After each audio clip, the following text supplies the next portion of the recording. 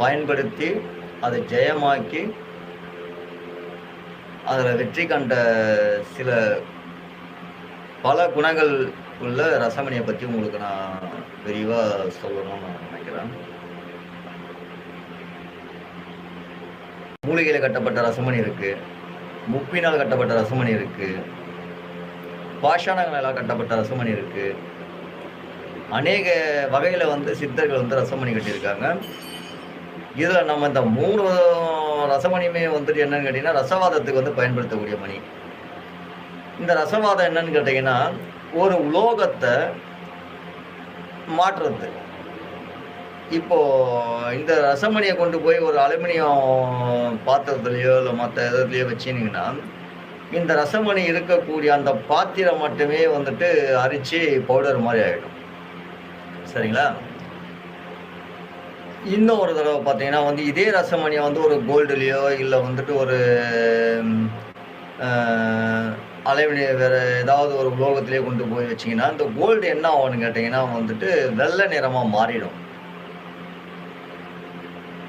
அந்த கோல்டு தரமாக இருந்தால் கோல்டு நல்லா இருக்கும். இந்த தரம் இல்லை கோல்டு இல்லைங்கன்னா அந்த கோல்டோட அந்த உடைய வழி பார்த்தீங்கன்னா உடஞ்சிரும். சரிங்களா?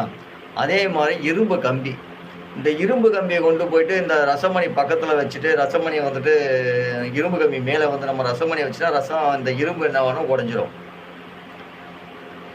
அதே மாதிரி அநேகமான சில விஷயங்கள் இருக்குது. நான் இப்போ சுருக்கமாக சில விஷயங்கள் நான் சொல்கிறேன் உங்களுக்கு.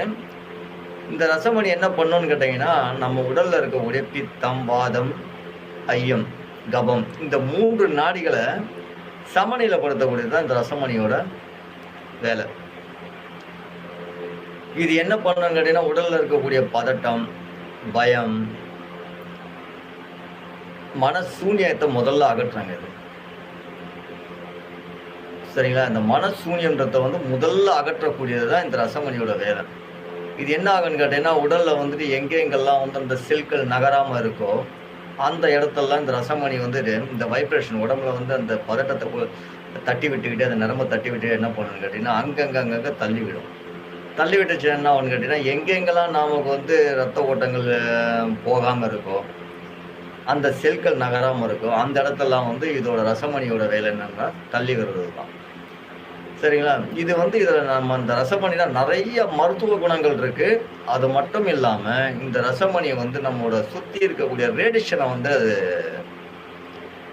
கொடுக்குது.